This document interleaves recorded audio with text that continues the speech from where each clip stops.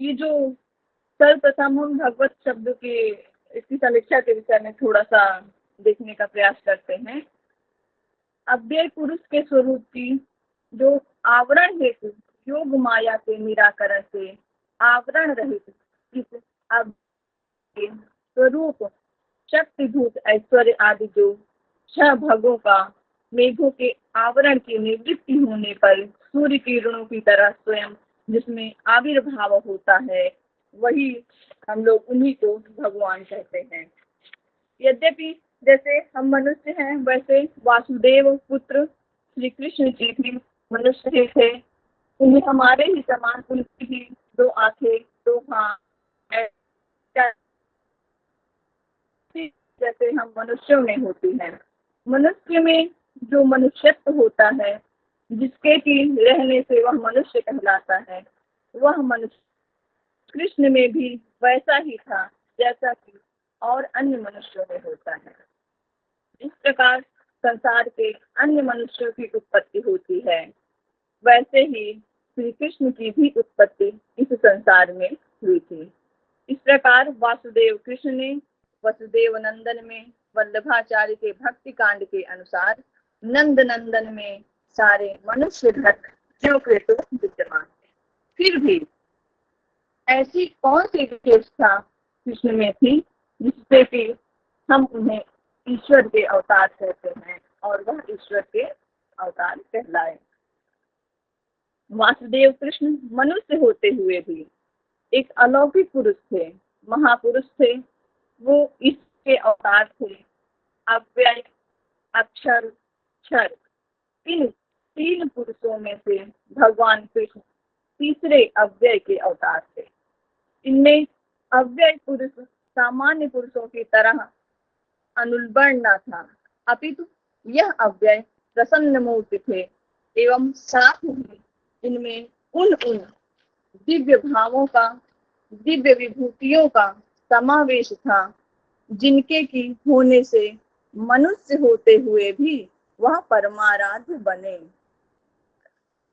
चारों बुद्धि योगों में से एक एक बुद्धि योग संपत्ति के अधिष्ठाता भगवान व्यासादि आराध्य हो सकते हैं, परंतु परमाराध्य केवल वही हो सकता है जिसने चतुर्विध बुद्धि योग द्वारा अच्युत संपत्ति प्राप्त कर ली है। और भगवान कृष्ण अच्युत थे, दिव्य भावों पे थे, अतएव हम उन्हें परमाराध्य कहने के लिए तैयार हैं। वह अच्युत थे। कृष्ण मनुष्य विध होते हुए भी अलौकिक महापुरुष लक्षणों को थे एवं पुरुषोत्तम थे, दिव्य भावों के थे, अतएव वो परमाराध्य थे और ईश्वर के अवतार थे। भगवान पुरुषोत्तमत्वात् एवं दिव्य भावोपेतत्वात् परमाराध्य थे। इसी से इनका उपास्यत्व भी अपने आप व्याख्यात हो जाता है। जो ऐसा महापुरुष है जो दिव्य भावोपेत है, उसके उपास्यत्व में कुछ भी संदेह नहीं रह जाता है।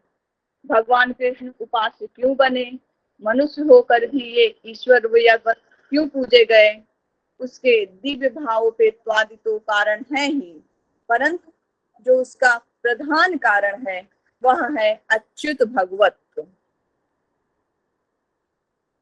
वेद व्यास, पाराशर आदि भी भगवान थे, परंतु वह अच्युत भगवान नहीं थे।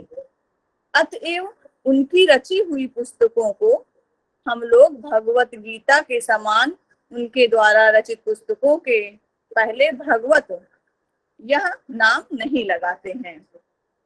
कपिल, कणाद, पतंजलि, पराशर, व्यास इत्यादि इत्यादि महापुरुषों ने भिन्न भिन्न शास्त्रों का निर्माण किया है एवं सभी महापुरुष दिव्य भावोपेतत्वेन भगवान हैं, परंतु किसी का भी ग्रंथ गीता की तरह भगवत नाम से प्रसिद्ध नहीं है। भगवान कपिल प्रणीत सांख्य शास्त्र को हम भगवत सांख्य नहीं कह सकते हैं, या भगवत सांख्य इसको कोई नहीं कहता है।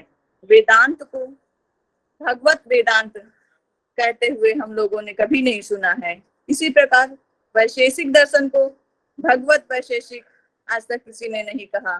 यद्यपि इनके रचयिता भगवान थे, तथापि जो वेदांत शुद्ध नामों से ही व्यवहित हुए हैं। इसलिए अब प्रश्न यह उठता है कि फिर ये जो वासुदेव द्वारा उपदिष्ट गीता ही भगवत गीता के नाम से प्रसिद्ध क्यों हुई? क्यों नहीं इसे केवल हम लोग गीता ही कह देते? जबकि और जो दर्शन शास्त्र के ग्रंथ हैं उनमें केवल नामों से ही उनको व्यवहित होते हुए देखा है हम लोगों ने। बस तो वासुदेव कृष्ण भगवान थे, इसमें आज भी कोई विवाद नहीं है, क्योंकि शास्त्रकार भगवान के जो जो लक्षण बतलाया करते हैं वे सारे लक्षण इनमें ज्यों के त्यों विद्यमान मिलते हैं। जिस अव्यय का और बुद्धि योग का किसी को भी पता नहीं था, उसका सर्वप्रथम आविष्कार भगवान श्री कृष्ण ने ही किया। और यही भगवान कृष्ण की अपूर्वता है। जिस तत्व को संसार में कोई नहीं जानता था, सकाले नेह महता योगो नष्टः परंतपो या स एवायम मया तेद्य योगः प्रोक्तः पुरातनः। जो तत्व वेदों में निरूपित रहने पर भी भगवान के इस कथनानुसार एक प्रकार से लुप्त हो चुका था, उसको भगवान श्री कृष्ण ने चुका सारे जगत को बुद्धि योग एवं अव्यय का पाठ कृष्ण ने ही पढ़ाया। अतएव वे जगत गुरु कहलाए।